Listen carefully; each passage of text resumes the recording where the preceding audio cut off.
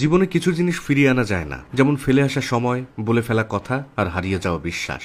গাছের কাঁটা থেকে মাছের কাঁটা যেমন মারাত্মক, তেমনি বাইরের মানুষের থেকে আপন মানুষের হিংসা বেশি ভয়ঙ্কর।